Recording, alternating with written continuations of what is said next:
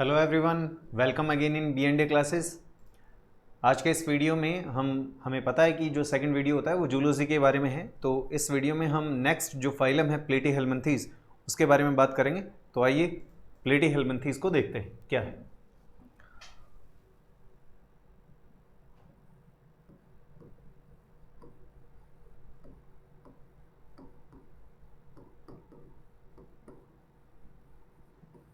Platyhelminthes, Platyhelminthes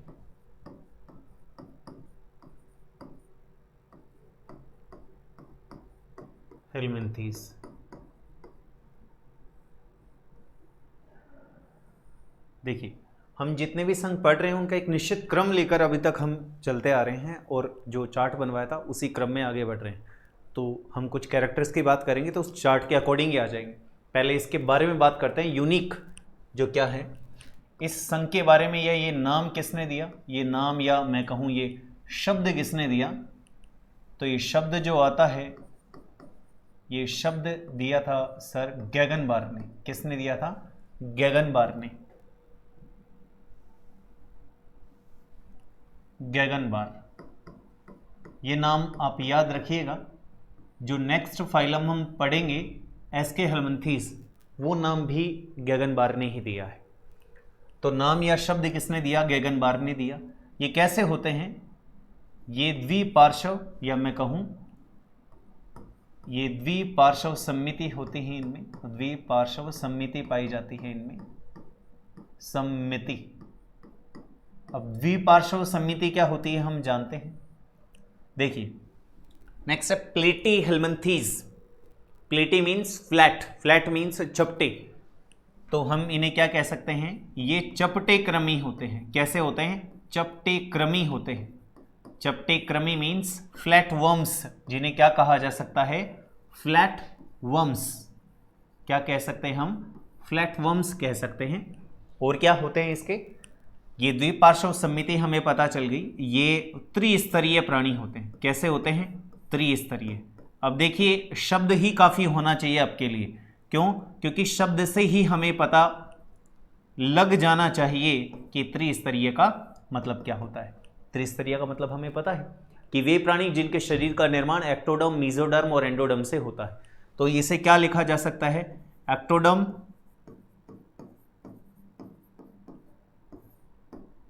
mesoderm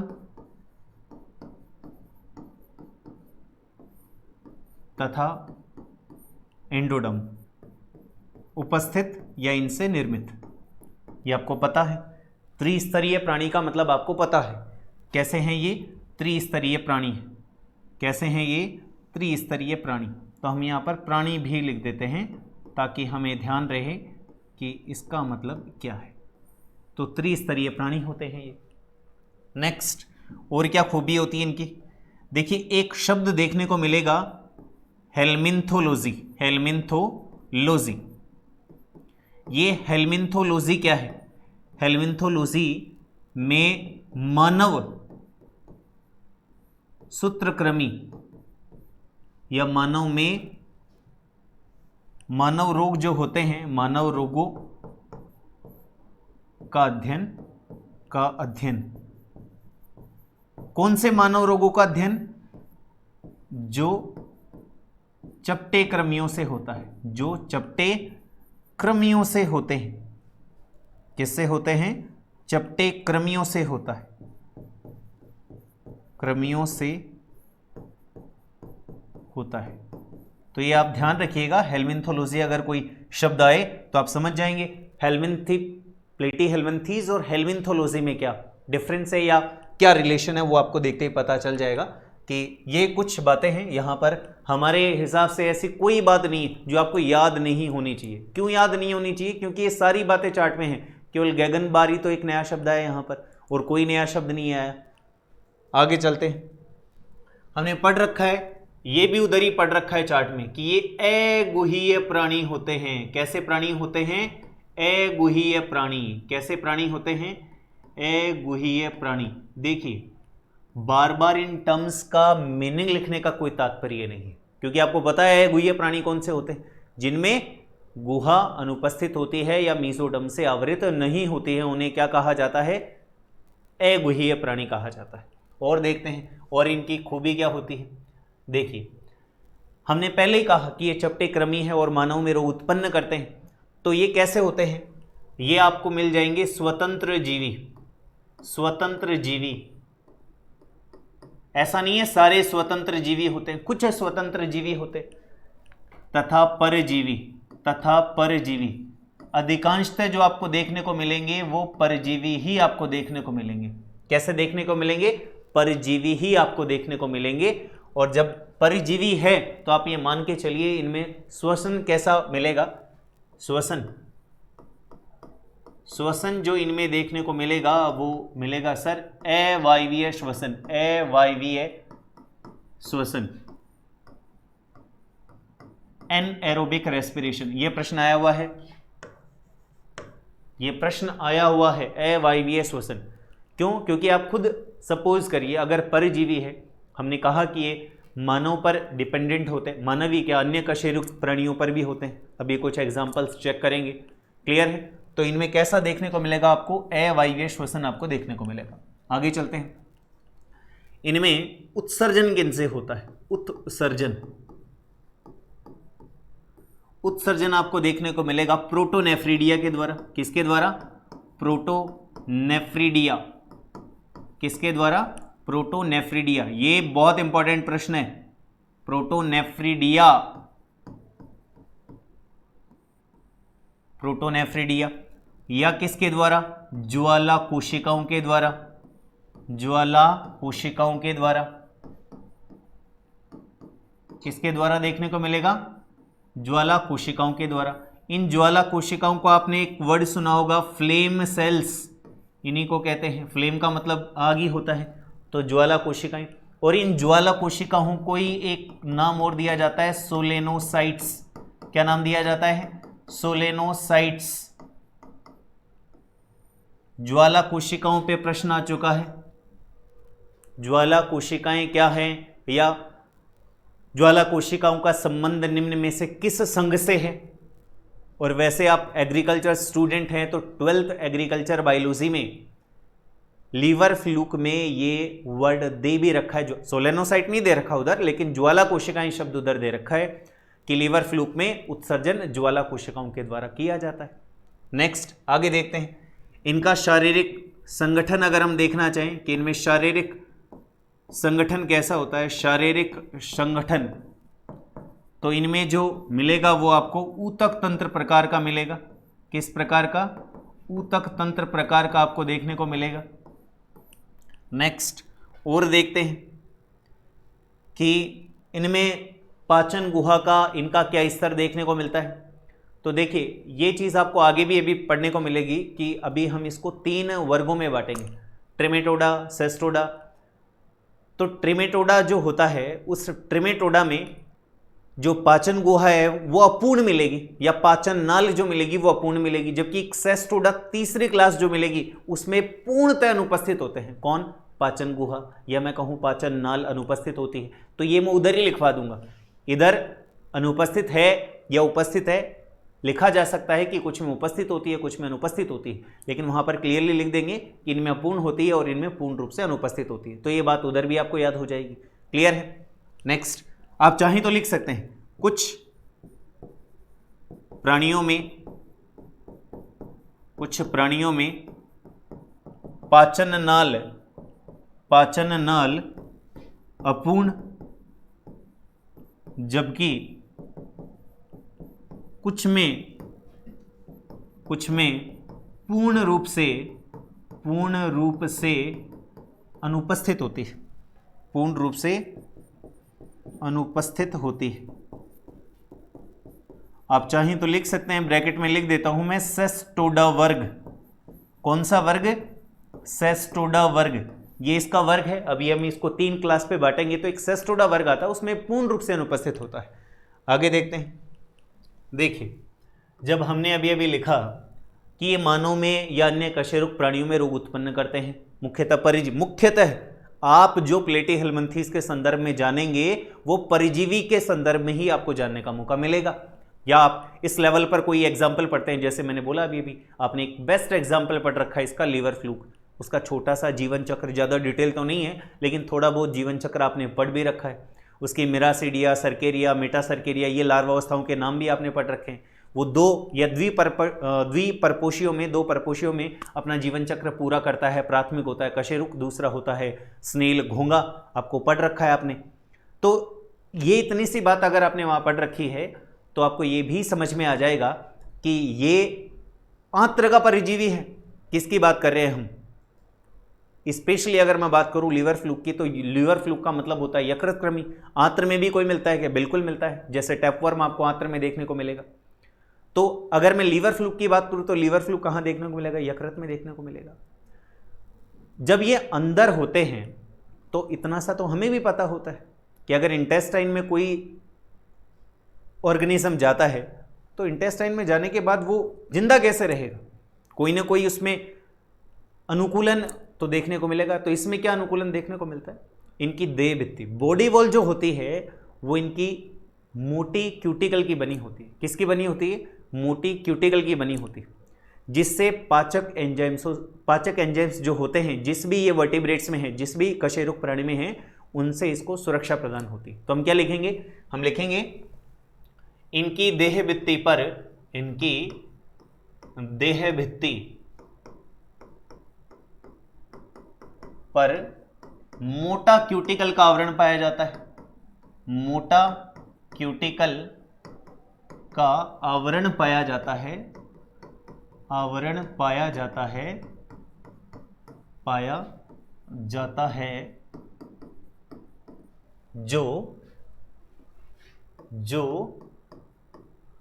परपोषी के किसके? परपोषी। इतना तो आप समझते हैं ना, परपोषी किसे कहते हैं और परजीवी किसे कहते हैं? परपोषी के पाचक एंजाइम्स से, पाचक एंजाइम्स से इनकी सुरक्षा करता है, इनकी सुरक्षा करता है। तो एक सुरक्षात्मक आवरण है, सुरक्षा करता है, सुरक्षा करता है। ठीक है सर, ये बात भी हो गई। अब एक चीज और लिख लेते हैं, एपिडर्मिस मैं लिख दूं, इनकी एपिडर्मिस बहुकेंद्रकी होती है। कैसी होती है? बहुकेंद्रकी मतलब सेंशियल होती है। याद रखिएगा इस वर्ड को। क्यों याद रखिएगा? क्योंकि देखिए आपने पहले भी पढ़ रखा होगा, केंद्रक जैसा बिंदु आपने पढ़ा है, या सेल बायोलॉजी में जब हम केंद्रक पढ़ेंगे तो आपको बताया जाएगा कि कोशिकाएं एक केंद्र की होती हैं, द्वि केंद्र की होती हैं, बहु केंद्र की होती हैं, मल्टी कैरियोन होती हैं। उनमें पादप कोशिकाएं भी होती हैं और जंतु कोशिकाएं भी होती हैं। तो आपने दो शब्द भी सुन रखे होंगे, हिंदी में तो बहुकेंद्री के कह देंगे हम, लेकिन दो शब्द आपको देखने को मिलेंगे। पादप कोशिकाओं में जब बहुकेंद्र की स्थिति देखने को मिलती है तो उसे सिनोसिटिक कहते हैं, और जंतु कोशिकाओं में जब बहुकेंद्र की स्थिति देखने को मिलती है तो उसे क्या कहा जाता है? सिंशियम। तो यहां पे वही वर्ड है, सिंशियल या बहुकेंद्र की। तो इस शब्द को आप याद रखिएगा, इस शब्द की बारे में बता रहा हूं मैं, इस शब्द को आप याद रखिएगा कि सिंशियल का मतलब क्या होता है। आगे बात समझ में? बहुकेंद्र की स्थिति होती है कौन सी? एपिडर्मिस में। उसी को क्या कहा जाता है? सेंशियल या बहुकेंद्र की स्थिति। आपको जंतु कोशिकाओं में जब एक से अधिक केंद्रक या दो से अधिक केंद्रक पाए जाते हैं तो उस बहुकेंद्र की स्थिति को सेंशियम या सेंशियल कहते हैं। तो ये बात आपको याद रहनी चाहिए। और पादप कोशिकाओं में इसी को क्या कहा जाता है? सिनोसिटिक। याद रखिएगा केंद्रक में, फिर मैं वापस आपको एक बार रिकॉल करवा दूंगा। आगे चलते हैं। आगे हमने बात की पाचक एंजाइम्स की, इनकी। आगे हम देखते हैं कि इनमें कंकाल जो होता है, कंकाल अनुपस्थित होता है। कंकाल कैसा होता है? अनुपस्थित होता है। कंकाल अनुपस्थित। ठीक है सर, कंकाल अनुपस्थित हो गया। एक और बात करते हैं आगे। हमने कहा कि ये अगुह्य प्राणी होते हैं। कैसे प्राणी होते हैं? अगुह्य। हमने लिख रखा है, इससे पीछे की स्लाइड में हमने लिखा है अगुह्य प्राणी होते हैं।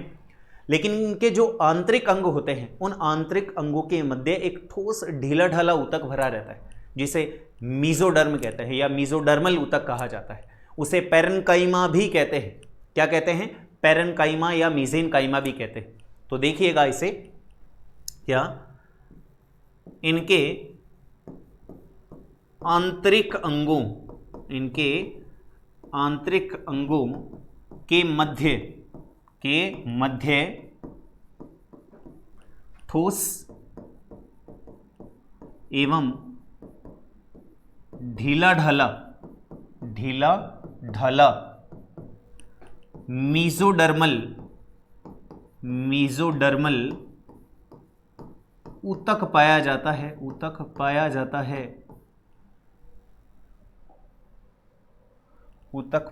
है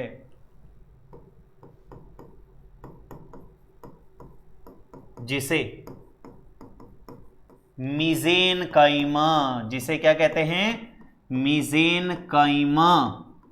क्या कहते हैं बेटा? मीसेनकाइमा या पेरेन्काइमा।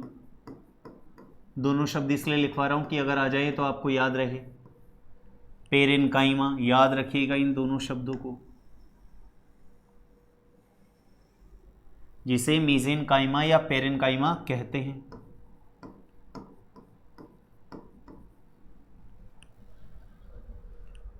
तो पेरेन्काइमा जो होती है या मीसेनकाइमा जो होती है, उसमें जो द्रव भरा रहता है वो ही इसके शरीर को आकार को बनाए रखने का काम करता है। इसलिए मैंने ये बात बताई है कि मीसेनकाइमा क्या होती है या पेरेन्काइमा क्या होती है। अगर आपसे पूछा जाए तो इसमें जो तरल भरा हुआ रहता है या उस तरल की जो स्फीतता रहती है, टर्जिडिटी रहती है, वो ही शरीर के आकार को बनाए रखती है। दोनों शब्द एक साथ लिखे, मैंने ऊपर लिख रहा हूं मैं कंकाल अनुपस्थित, लेकिन फिर भी इसकी जो आकार है, शरीर की आकृति है, वो ऐसी क्यों रह पाती है? वो इन दोनों कारणों के कारण रह पाती है। आगे देखते हैं और क्या देखने को मिलता है। यह द्विलिंगी प्राणी होते हैं। कैसे प्राणी होते हैं? द्विलिंगी प्राणी होते हैं। कैसे प्राणी होते हैं? द्विलिंगी प्राणी होते हैं। इनमें निषेचन स्वनिषेचन भी मिल सकता है और परिनिषेचन भी मिल सकता है। ये याद रखिएगा, इनमें निषेचन स्व या पर तथा आंतरिक प्रकार का होता है। आंतरिक प्रकार का होता है। आंतरिक प्रकार का होता है। आंतरिक प्रकार का होता है। इन शब्दों का मतलब आपको पता होना चाहिए। स्व और परिनिषेचन की बात तो कब किस संदर्भ में की जाती है? स्व निषेचन का मतलब होता है, जैसे मान लीजिए कोई उभयलिंगी जंतु है या प्राणी है, तो उभयलिंगी में नर जनन तंत्र भी मिलेगा और मादा जनन तंत्र भी मिलेगा। यदि उसी प्राणी के शुक्राणु उसी के अंडाणुओं के साथ या उसी के अंडाणुओं को निषेचित कर देते हैं, तो ये तो क्या कहलाएगा? स्वनिषेचन। और परिनिषेचन का मतलब जब निषेचन की क्रिया दो अलग अलग प्राणियों के मध्य हो रही है तो उसे कहेंगे हम परनिषेचन, यानी कि क्रॉस फर्टिलाइजेशन। अब हमने लिखा है आंतरिक प्रकार का, तो बाह्य प्रकार का भी होता होगा। फर्टिलाइजेशन की क्रिया जब मादा शरीर के अंदर होती है तो उसे कहते हैं हम आंतरिक निषेचन, इंटरनल फर्टिलाइजेशन। और जब निषेचन की क्रिया मादा शरीर के बाहर होती है तो उसे कहते हैं हम एक्सटर्नल फर्टिलाइजेशन, बाह्य निषेचन। जैसे मेंढक में होता है, मेंढक में निषेचन कहाँ होता है? जल में होता है, तो वो एक्सटर्नल फर्टिलाइजेशन है। तो आप चार शब्द आते हैं यहाँ पर, सेल्फ फर्टिलाइजेशन, क्रॉस फर्टिलाइजेशन यानी कि स्व निषेचन, परिनिषेचन, आंतरिक निषेचन और बाह्य निषेचन। चारों का मतलब समझ में आना चाहिए, कंफ्यूजन बिल्कुल भी नहीं होना चाहिए कि चारों में क्या डिफरेंस है या चारों में क्या समानता है या नहीं है, वो आपको पता लग जानी चाहिए। इसलिए स्व और परिनिषेचन आपको समझ में आना चाहिए और आंतरिक प्रकार का निषेचन समझ में आना चाहिए। देखते हैं नेक्स्ट, परिवर्धन। परिवर्धन इनमें जो देखने को मिलेगा वो परिवर्धन आपको प्रत्यक्ष प्रकार का भी मिलेगा और प्रत्यक्ष एवं अप्रत्यक्ष प्रकार, दोनों लिख दिए मैंने, प्रत्यक्ष एवं अप्रत्यक्ष प्रकार का। मतलब क्या हो गया? मैंने आपको इससे पहले हमने प्रोटोजोआ, पोरीफेरा, सिलेंट्रेटा और नाइडेरिया और उसके बाद में ये फाइलम। मैंने आपको एक चीज अच्छे से बताई है कि अप्रत्यक्ष अगर परिवर्तन है तो आप ये मान के चलिए वहां पर लार्वा अवस्था की उपस्थिति आपको देखने को मिल जाएगी, और अगर लार्वा अवस्था उपस्थित नहीं है तो वो प्रत्यक्ष प्रकार का है। तो अप्रत्यक्ष है तो लार्वावस्थाएं यहाँ पर भी होंगी। अब वो बहुत सारी लार्वावस्थाएं हैं, तो इस संघ में जब हम क्लास लेवल पर जाएंगे, वर्ग के स्तर तक जाएंगे, तो वर्ग के स्तर पर कुछ एग्जाम्पल्स आएंगे और मैं उन वर्ग या उन क्लासेस के लेवल पर आपको इंडिविजुअली एक एक लार्वावस्था का नाम बता दूंगा ताकि हमें याद भी रहे। जैसे मैंने अभी बताया भी था कि लार्वावस्था जो मुख्यतः आएंगी वो लार्वावस्था कहाँ पर देखने को मिलेंगी आपको, जैसे सर्केरिया है, मेटा सर्केरिया है, मेरासीडिया है, मेरासीडियम भी जिसे बोल सकते हैं। ये लार्वावस्था किसकी है? ये लीवर फ्लूक की है, यकृतकृमि की लार्वावस्थाएं हैं। तो वर्तमान में तो आप ये मान के चलिए कि इनमें प्रत्यक्ष भी देखने को मिलता है और अप्रत्यक्ष भी देखने को मिलता है। और अगर हम क्या बात करें, एक कैरेक्टर और है। एक कैरेक्टर क्या है? आप देखिए, जब हम ये कह रहे हैं कि ये परजीवी है, परजीवी मतलब ये किसी न किसी दूसरे परपोषी पर अपना जीवन यापन करते हैं, तो परजीवी हैं तो इनमें क्या गमनांग पाए जाते हैं? गमनांग तो होते हैं इनमें अनुपस्थित। गमनांग तो क्या होते हैं? अनुपस्थित। लेकिन इनमें क्या पाए जाते हैं? चूष्कांग पाए जाते हैं। क्या पाए जाते हैं? चूष्कांग पाए जाते हैं, जो हुक के रूप में हो सकते हैं। तो हम क्या लिखेंगे? इनमें चूष्कांग तथा हुक पाए जाते हैं। ये क्यों पाए जाते हैं? इनका काम क्या है आपको बता दिया है। चूंकि ये परजीवी है तो परजीवी प्राणी को या परजीवी जीव को अपना पोषण प्राप्त करने के लिए चूष्कांगों की आवश्यकता होगी या हुक की आवश्यकता होगी। तो इनके मुख में क्या मिलेंगे आपको? या तो चूष्कांग मिलेंगे या हुक देखने को मिलेंगे। तो आप ये भी याद रखिएगा। हमने इसके उत्सर्जन, पाचन, पोषण, श्वसन, देह भित्ति, इन सभी के बारे में बात कर ली है और आपको कौन कौन सी चीज़ें इंपॉर्टेंट हैं वो मैंने आपको अभी बता दी है। तो ये तो क्या है, इसके सामान्य लक्षण हैं। एक बार हम वापस रिवाइज कर लें इसको। देखिए, गैगन बार ने दिया, द्विपार्श्व सम्मित है। इसके बाद चपटे क्रमी त्रिस्तरीय प्राणी, हेलमिंथोलॉजी, ये आपको बता दिया। आगे चलते हैं, इसके कुछ फीचर्स हैं। देखिए, कोई फीचर जो इंपॉर्टेंट होगा मैं स्वयं आपको बता रहा हूँ कि ये इसका यूनिक फीचर है, ये इसका यूनिक कैरेक्टर है, ये आपको याद रखना है। क्योंकि क्वेश्चन जब पूछा जाएगा किसी न किसी यूनिक कैरेक्टर को बेस बनाकर प्रश्न पूछा जाएगा।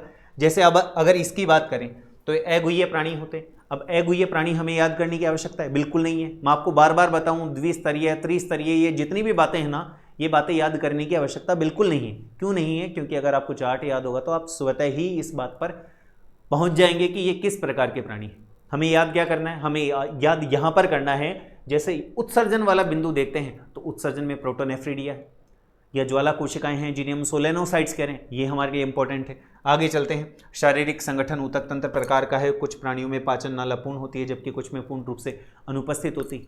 हाँ, ये प्रश्न बनने लायक है। निम्न में से प्लेटीहेल्मिन्थीज के किस वर्ग में पाचन नाल पूर्ण रूप से अनुपस्थित मानी जाती है या होती है? तो सेस्टोडा वर्ग होता है, उसमें अनुपस्थित होती है। ये बात याद रखने लायक है। आगे चलते हैं।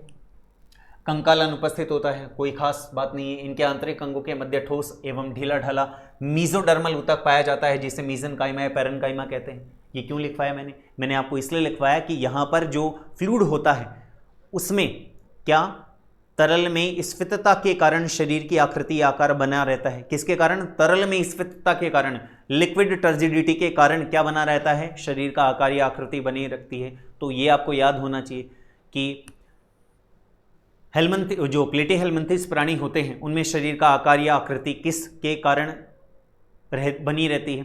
तो अगर उनमें कोई ऑप्शन आए तो उनमें अगर मीजेनकाइमा, पैरेन्काइमा, अगर ऐसा कोई शब्द देखने को मिले तो आप उस उत्तर तक जा सकते हैं कि मीजेनकाइमा और पैरेन्काइमा का संबंध क्या है।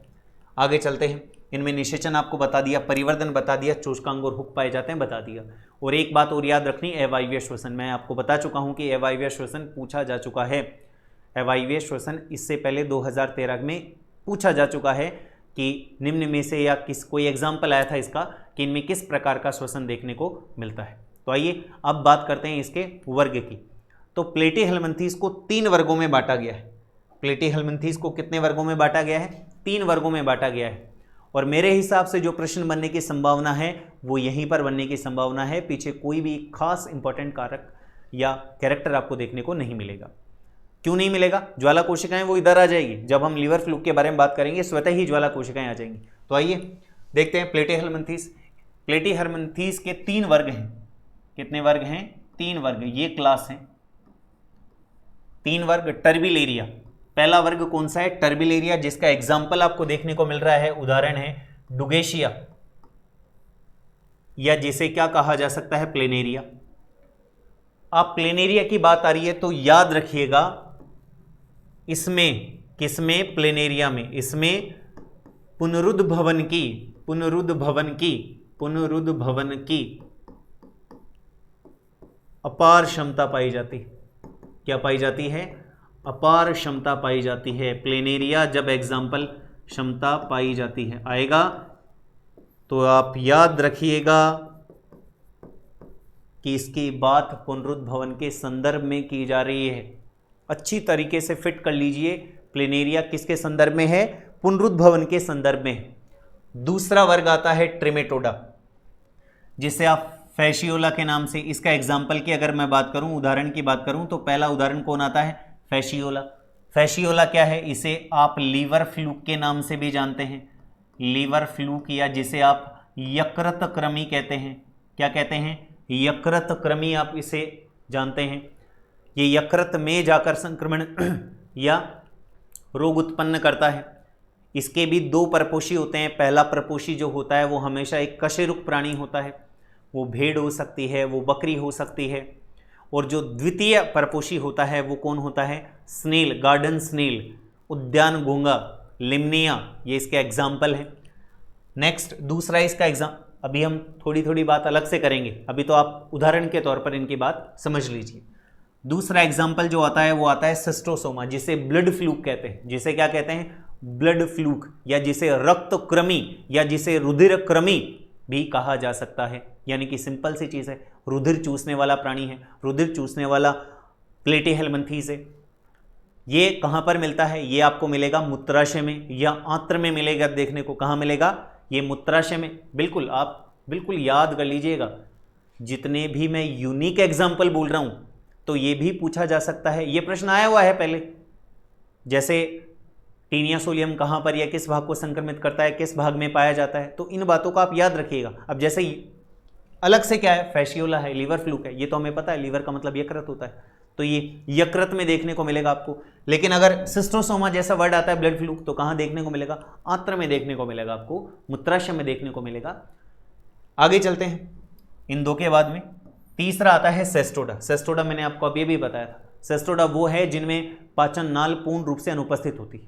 पाचन नाल क्या होती है? पूर्ण रूप से अनुपस्थित होती है। ये पीछे लिखवा चुका हूँ।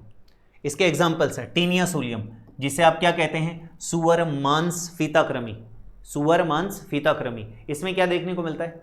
अगर आप अधपके सुअर का मांस खाएंगे तो आपको ये रोग होने को, रोग कौन सा होगा? टीनियसिस। रोग कौन सा होगा? टीनियसिस। नेक्स्ट है टीनिया सेजिनेटा, ये गोमांस फीताकृमि है। गो का अधपका या गाय का अधपका मांस जब खाया जाता है तो उससे कौन सा रोग होता है? Taenia saginata. इकाइनोकोकस, ये कैसा है? कुत्ता फीताकृमि है। ये कैसा है? कुत्ता फीताकृमि है। और हाइमेनोलेपिस, ये कैसा है? सूक्ष्मतम फीताकृमि है। तो आप इनको भी याद रखिएगा, इनको भी आप याद रखिएगा। ये सिंपल तरीके में पूछे जा सकते हैं। निम्न में से गोमांस फीताकृमि कौन सा है? क्या? निम्न में से गोमांस फीताकृमि कौन सा है? निम्न में से सुअर मांस फीताकृमि कौन सा है? निम्न में से कुत्ता फीताकृमि कौन सा है? ये आपको पूछा जा सकता है। अब हम इनमें से कुछ एग्जाम्पल्स हैं जो इंपॉर्टेंट है, या इनके कुछ बातें हम समझ लेते हैं जो हमारे एग्जाम के पॉइंट ऑफ व्यू से इंपॉर्टेंट मान सकते हैं। सबसे पहला आता है फैशियोला, या जिसे हम क्या कहते हैं? फैशियोला हेपेटिका। क्या कहते हैं? फैशियोला हेपेटिका। इसका पूरा नाम क्या लिख सकते हैं हम? इसका पूरा नाम लिख सकते हैं फैशियोला, फैशियोला हेपेटिका, हेपेटिका, फैशियोला हेपेटिका। ये क्या है? ये यकृत कृमि है। ये क्या है? यकृत कृमि। क्या है ये? यकृत कृमि। मैंने पहले भी बोला था आपको कि इसका जो प्राथमिक परपोषी होता है वो बकरी या भेड़ होती है। अगर आपको कशेरुक प्राणी लिखा हुआ मिले तो वो भी सही आंसर है। इसका प्राथमिक जो परपोषी मिलेगा या पोषद मिलेगा वो कौन होगा? कशेरुक प्राणी। सामान्यतः किसमें देखने को मिलता है? बकरी और भेड़ में देखने को मिलता है। जो द्वितीयक परपोषी होगा या द्वितीयक पोषद होगा वो कौन होगा? गार्डन स्नेल, जैसे बुलिनस है, लिम्निया है, प्लेनोर्बिस है, और कौन सा लिख सकते हैं आप, प्लेनोर्बिस। ये याद रखिएगा क्योंकि 12th की बुक में आपको ये प्लेनोर्बिस और लिम्निया वाले एग्जाम्पल देखने को मिलेंगे, बुलिनस आपको जल्दी से देखने को नहीं मिलेगा। तो इसको याद कर लीजिएगा कि इसका द्वितीयक परपोषी कौन होता है या द्वितीयक पोषद कौन होता है। इसमें कुछ लार्वावस्थाएं देखने को मिलती हैं। लार्वावस्था जैसे मेरेसिडियम है, स्पोरोसिस्ट है, रेडियो है, सर्केरिया है और मेटासर्केरिया है। आगे ये बात समझ में। अब देखो एक चीज और आती है, प्राथमिक पोषद में संक्रमणकारी अवस्था। संक्रमणकारी अवस्था, संक्रमणकारी अवस्था जब इसका जीवन चक्र देखते हैं तो ये लार्वावस्था आ रही है, और हम पढ़ भी रहे हैं कि ये लार्वावस्था यहां पर ये इनकी देखने को मिलती है। तो इनमें से कौन सी लार्वावस्था तो प्राथमिक पोषक को संक्रमित करती है और कौन सी लार्वावस्था द्वितीयक परपोषी को संक्रमित करती है? Very very most important question है। देखिए ये तो है ही बात कि प्राथमिक कौन होता है, द्वितीयक कौन होता है, लेकिन अगर एग्जाम में हम थोड़ा सा भी कॉमन सेंस लगाते हैं तो प्राथमिक और द्वितीयक तो आसानी से चूज की जा सकती है। लेकिन प्रश्न ये आता है कि निम्न में से कौन सी लार्वावस्था प्राथमिक परपोषी को संक्रमित करती है? किसके संदर्भ में बात कर रहे हैं हम? लीवर फ्लूक के बारे में बात कर रहे हैं। तो देखिए इनमें से कौन सी लार्वावस्था, मेटासर्केरिया लार्वावस्था वो अवस्था होती है, कौन सी अवस्था? मेटासर्केरिया। मेटासर्केरिया लार्वावस्था वो अवस्था होती है जो प्राथमिक परपोषी को संक्रमित करती है। आप ये चीज याद रखिएगा। दूसरी बात आती है द्वितीयक। द्वितीयक पोषद में संक्रमणकारी अवस्था। संक्रमणकारी अवस्था या संक्रमणकारी लार्वा अवस्था। लार्वा अवस्था। द्वितीयक परपोषी या द्वितीयक पोषद कौन है? लिम्निया है, घोंगा है, प्लेनोर्बिस है। तो ये गार्डन स्नेल है जो उद्यान घोंगा है, उसको कौन सी अवस्था संक्रमित करती है? उसको संक्रमित करती है मेरेसिडियम। तो मेरेसिडियम ये रही, मेरेसिडियम, या इसको मैं मेरेसिडिया भी लिख सकता हूं। याद रखिएगा इसको क्या लिख सकता हूं? मिराशिडिया, मिरीशिडिया। ये आपको किताबों में इसी नाम से मिलेगी। जैसे हमारी 12th की किताब है उसमें मिराशिडिया लिख रखा है, इसी को क्या लिख रखा है? मिराशिडिया। आगे चलते हैं। तो ये आपको बातें हैं याद हो गई होंगी लीवर फ्लूक की, कि लीवर फ्लूक किसको संक्रमित करता है? पहले तो कहाँ मिलता है? लीवर में, यकृत में देखने को मिलेगा। ये द्विपरपोषी है, मतलब दो पोषी जीवों में या दो परपोषियों में अपने जीवन चक्र को पूरा करता है। प्राथमिक परपोषी कौन होता है? कोई भी कशेरुक प्राणी, जिसमें मुख्यतः मानव भी आता है, मैं आपको बता दूं, लेकिन फिर भी मुख्यतः हम किसकी बात करते हैं? मुख्यतः हम बात करेंगे किसकी? पहला तो कौन सा आता है? पहला आता है आपके बकरिया भेड़। दूसरा कौन सा आता है? द्वितीयक परपोषी गार्डन स्नेल या उद्यान घोंगा, जिसमें भी मैं आपको बता रहा हूं गार्डन स्नेल लिखा हुआ नहीं आएगा। ऑप्शन में आएगा प्लेनोर्बिस आएगा, लिम्नी आएगा। ये तीसरा जो एग्जाम्पल है बुलिनस, इस पे आप फोकस करें या ना करें, लेकिन लिम्नी और प्लेनोर्बिस पर फोकस अच्छे तरीके से कर लीजिए, क्योंकि ये हमारे 12th की किताब में अच्छे तरीके से लिख रखा है। तो दोनों एग्जाम्पल हमें याद होने चाहिए। अब बात आती है इसकी लार्वावस्थाएं। तो लार्वावस्था हमें दिख रही है कि मेराशिडियम है, या जिसे मेराशिडिया भी बोल रहा हूं मैं, स्पोरोसिस्ट है, रेडियो है, सर्केरिया है, मेटासर्केरिया है। इनमें से कौन सी लार्वावस्था प्राथमिक परपोषी को संक्रमित करती है? सबसे मोस्ट इंपॉर्टेंट प्रश्न यही बनेगा। जितने भी एग्जाम्पल की मैं बात करूंगा उनमें सब में आपको बताऊंगा कि मुख्यतः प्राथमिक परपोषी को कौन संक्रमित करता है और द्वितीयक परपोषी को कौन संक्रमित करता है। तो प्राथमिक परपोषी को जो संक्रमित करती है वो कौन सी लार्वावस्था होती है? मेटासर्केरिया लार्वावस्था होती है। इसको आप याद कर लीजिएगा। और द्वितीयक परपोषी को जो लार्वावस्था संक्रमित करती है वो मेरेशिडियम है, मिराशिडिया है। अच्छे तरीके से याद कर लीजिएगा कि ये दोनों आ सकते हैं। आगे चलते हैं। जो नेक्स्ट आता है वो आता है हमारा सिस्टोसोमा।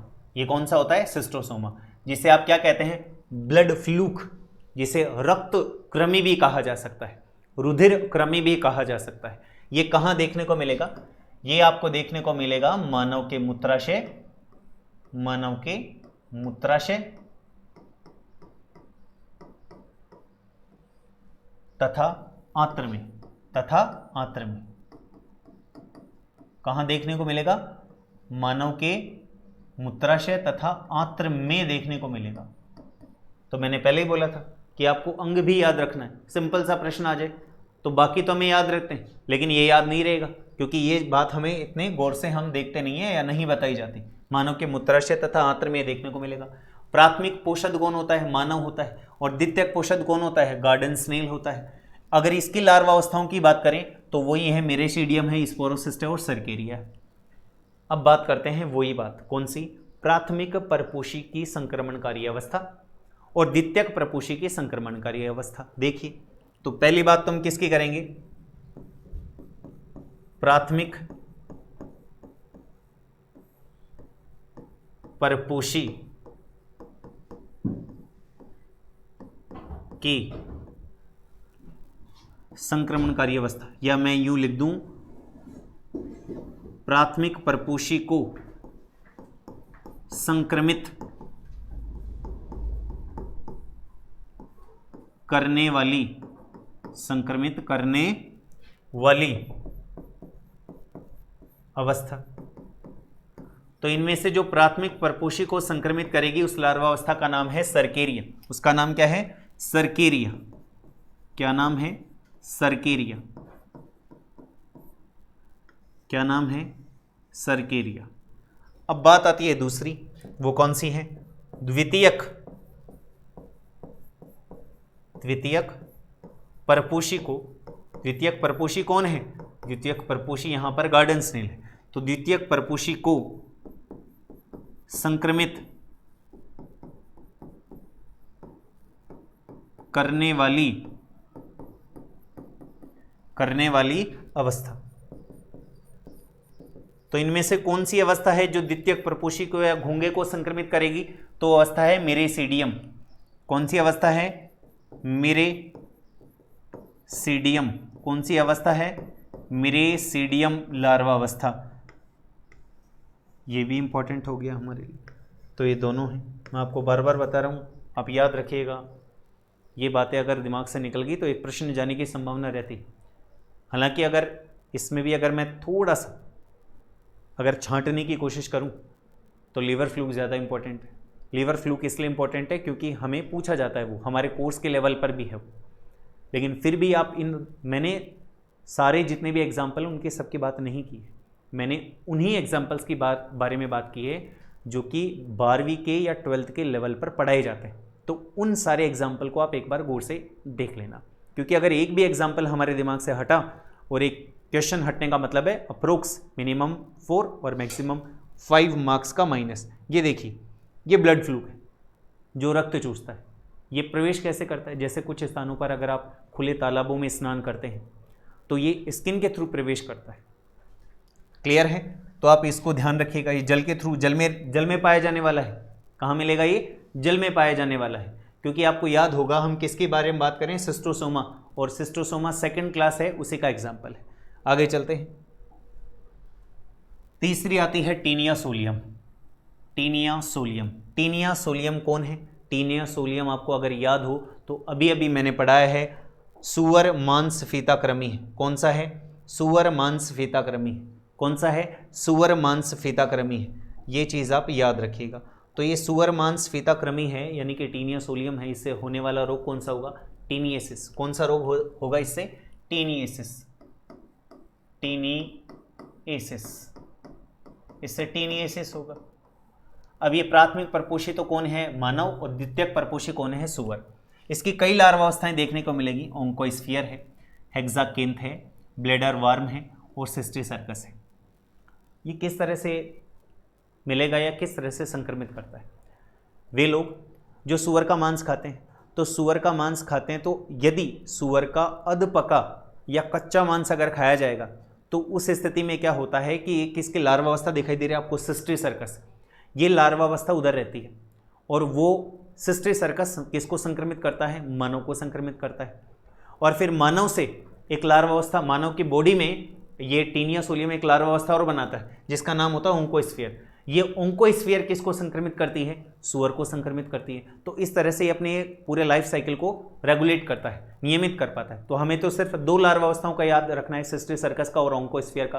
सिस्टी सर्कस वो लार्वावस्था है जो मानव को संक्रमित करती है, और ओंकोस्फियर वो लार्वावस्था है जो सुअर को संक्रमित करती है। तो इसलिए इसे क्या बोलते हैं, इसे पॉक वर्म भी बोलते हैं। क्या बोलते हैं? Pock worm. आप याद रखिएगा, इसे क्या बोलते हैं? Pock worm. तो क्या वही बात, कौन सी? प्राथमिक परपोषी को संक्रमित करने वाली अवस्था,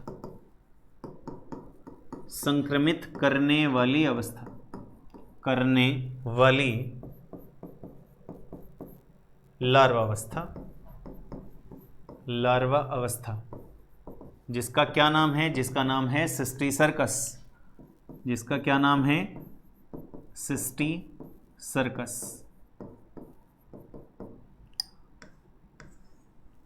याद रखिएगा।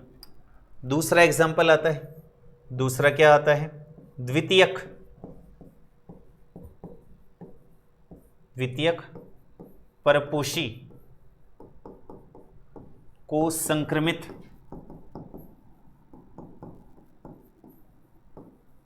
करने वाली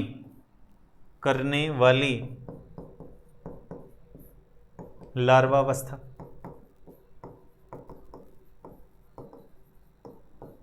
इसका नाम क्या है? इसका नाम है ओंकोस्फियर। ओंकोस्फियर। तो आप देखिए, आपको प्लेटीहेल्मिन्थेस की बहुत सारी लार्वा अवस्थाओं के नाम भी पता चल गए।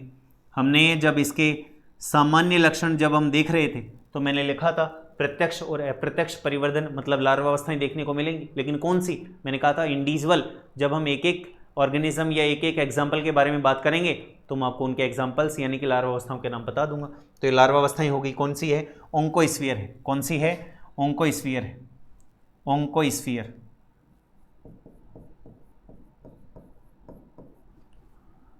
कौन सी है ये लार्वा अवस्था? ओंकोस्फियर। आप इन लार्वा अवस्थाओं को निश्चित रूप से एक प्रश्न आता है, किस पे?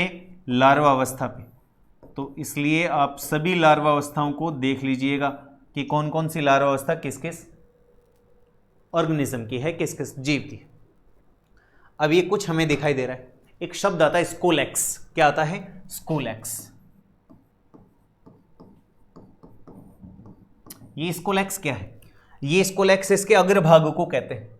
किसको कहते हैं? अग्रभाग को, जिसमें सकर्स पाए जाते हैं, जिसमें चूष्कांग पाए जाते हैं। इसको क्या कहा जाता है? स्कोलेक्स। इसको क्या कहा जाता है? स्कोलेक्स। इसको आप याद रखिएगा, इसको आप याद रखिएगा। इसे क्या कहा जाता है? स्कोलेक्स। क्यों?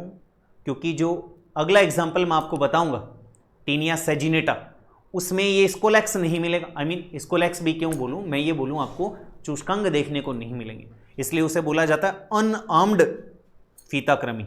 ऐसा फीताकृमि जिसके पास क्या नहीं है? आर्म नहीं है। आ गई बात समझ में? तो आप ये बात याद रखिएगा। आगे चलते हैं। देखिए, ये अभी टीनिया सोलियम आपको दिखाया मैंने, बैक स्लाइड में देखते हैं। देखिए ये है, ये सेम, ये टीनिया सोलियम है। ये फीते के समान होता है ना, इसलिए इसे फीताकृमि कहते हैं। इंच टेप आती है हमारी, उसके समान होता है, इसलिए इसे क्या कहा जाता है? फीताकृमि। तो आप ये याद रखिएगा कि ये कौन है? फीताकृमि है। कौन? Taenia solium. आगे देखते हैं। अब टीनिया सेजिनेटा आएगा।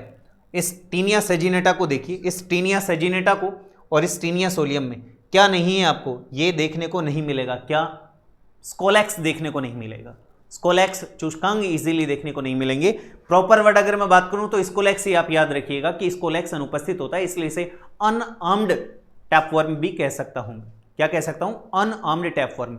तो ये कौन है? Taenia saginata. ये टीनिया अलग है और ये सेजिनेटा अलग है, याद रखिएगा। टीनिया वंश है और सेजिनेटा जाति है। Okay, next. प्राथमिक पोषद मानव मिलेगा, द्वितीयक पोषद गाय मिलेगी, और कभी कभी भेड़ भी मिल जाती है। गाय और भेड़, गाय एवं भेड़, ये भी याद रखिएगा आप, गाय एवं भेड़। तो इसके बारे में हमने बात कर ली कि टीनिया सेजिनेटा क्या होता है। इस प्रकार से हमने प्लेटीहेल्मिन्थेस के जितने भी मोस्ट प्रोमिनेंट एग्जाम्पल्स थे, चाहे वो लिवर फ्लूक हो, चाहे वो टीनिया सेजिनेटा हो, चाहे वो टीनिया सोलियम हो, इनके बारे में हमने बात की और इनके सभी की लार्वा अवस्थाओं के बारे में बात की। ब्लड जो वर्म था उसके बारे में भी हमने बात की, लेकिन मैंने आपको 3 स्पेशली बोले, जिसमें भी अगर मैं बात करूँ ना तो 2 का तो आप अच्छे तरीके से याद कर लीजिएगा। कौन कौन सा?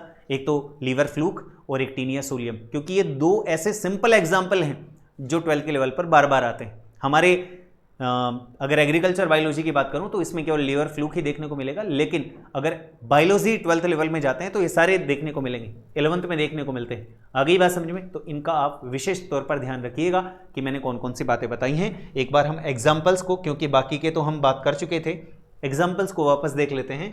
प्लेटीहेल्मिन्थीस है, 3 क्लास हैं, जिसमें आपके सामने टर्बिलेरिया है, ट्रिमेटोडा और सेस्टोडा है। इनमें अगर कुछ एग्जाम्पल्स आते हैं, डुगेशिया है, प्लेनेरिया है, जिसमें पुंडुत भवन की अपार क्षमता पाई जाती है, इसको तो आप पुंडुत भवन के संदर्भ में याद कर लीजिएगा। फैशियोला लीवर फ्लूक है, सिस्टोसोमा ब्लड फ्लूक है, दोनों की बात आगे करेंगे, कर भी चुके हैं एक बार। टीनिया सोलियम सुअर, टीनिया सेजिनेटा गोमांस, इकाइनोकोकस कुत्ता फीताक्रमी और हाइमेनोलेपिस सूक्ष्मतम फीताक्रमी। आप इनको याद कर लीजिएगा, इनको याद अच्छे तरीके से कर लीजिएगा। जिसमें भी 2 एग्जाम्पल ऊपर के हैं वो याद कर लीजिएगा कि ये इनके उपनाम क्या है। कई बार इनके उपनाम से ही प्रश्न आ जाता है कि निम्न में से गोमांस फीताक्रमी कौन सा है, और ऑप्शन में आपको टीनिया सोलियम भी मिलेगा और टीनिया सेजिनेटा भी मिलेगा। तो अंदर से फीलिंग आती है टीनिया सोलियम। क्यों आती है फीलिंग? कि टीनिया सोलियम वो एक एग्जाम्पल है जो आपने इससे पहले भी अगर फाइलम पढ़े हैं, जैसे 9th-10th में आते हैं फाइलम वर्गीकरण, तो 1-2 उदाहरण आते हैं तो टीनिया सोलियम उधर आ जाता है, तो हमें टीनिया सोलियम ही बार बार रिकॉल होता है। तो आप अच्छे तरीके से याद कर लीजिएगा कि टीनिया सेजिनेटा को गोमांस फीताक्रमी कहते हैं और टीनिया सोलियम को सुअर मांस फीताक्रमी कहते हैं। इसे पॉकवर्म भी बोलते हैं, याद कर लीजिएगा, इसे क्या बोलते हैं? पॉकवर्म भी कहते हैं। हाइमेनोपोलिस, ये कोई आप याद देख लीजिएगा एक बार इनको। इनके लार्वावस्था है, लार्वावस्था में प्राथमिक मेटासर्केरिया, द्वितीय कौन सी है? मिराशीडिया। आगे बात समझ में, मैंने पहले ही बता दिया कि ये बहुत ज़्यादा इंपॉर्टेंट है हर पॉइंट ऑफ व्यू के। कोई भी चाहे एग्ज़ाम हो या आप किसी और जेट की दें, ICR दें, BHU दें, किसी भी एग्जाम के लिए पॉइंट ऑफ व्यू एग्जाम से अगर हम देखें तो ये मोस्ट इंपॉर्टेंट फैक्ट्स हैं। कौन कौन से? लार्वावस्थाओं के नाम। और अगर मैं इसमें भी बात करूं तो वो लार्वावस्थाएं जो प्राथमिक पोषक को संक्रमित करती हैं, वो लार्वावस्थाएं जो द्वितीयक पोषक को संक्रमित करती हैं, इनको आप विशेष तौर पर याद कीजिएगा। ऐसा नहीं कि लार्वावस्थाओं के नाम याद हो गए कि साहब मिराशीडिया है, रेडियो है, स्पोरोसिस्ट है, सर्केरिया है, मेटासर्केरिया है। अगर ये याद है तो प्रश्न गया हमारे हाथ से। क्यों? क्योंकि उसे प्रश्न बनाना होगा तब तो वो प्राथमिक और द्वितीयक पोषक के बिहाफ पे पूछेगा। तो ये आपने देख लिया। आगे चलते हैं। आगे हमारे सामने आता है ब्लड फ्लूक, जो मानव के मूत्राशय और आंत में देखने को मिलता है। प्राथमिक जो पोषक होता है मानव होता है, द्वितीयक पोषक वही गार्डन स्नेल है। और इसके लार्वावस्था है मेरासीडियम, स्पोरोसिस्ट है, सर्केरिया है। सर्केरिया वो लार्वावस्था है जो प्राथमिक पोषक को संक्रमित करेगी, और मेराशीडियम या मेराशीडिया वो लार्वावस्था है जो द्वितीयक पोषक को संक्रमित करेगी। तीसरा आता है टीनियसिस, या जिसे पॉकवर्म कहते हैं, मानव है सुअर में। इसकी लार्वावस्थाएं ओंकोस्फीयर है, हेक्साकैंथ है, ब्लेडरवर्म में सिस्टिसर्कस है।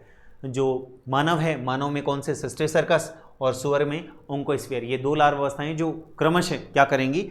संक्रमण का काम करेंगी। नेक्स्ट लास्ट आता है टीनिया सेजिनेटा, प्राथमिक पोषक मानव है, द्वितीयक पोषक गाय और भेड़ है। इस प्रकार से प्लेटीहेल्मिन्थीस फाइलम कंप्लीट होता है। और एक चीज़ और याद कर लीजिएगा आप, जल्दबाजी में इनके पोषद, यानी कि हमने कहा है जितने भी एग्जाम्पल्स हमने पढ़े हैं कि ये द्विपरपोषी होते हैं, अपना जीवन चक्र 2 पोषियों में पूर्ण करते हैं। तो 2 परपोषियों के नाम भी याद कर लीजिएगा।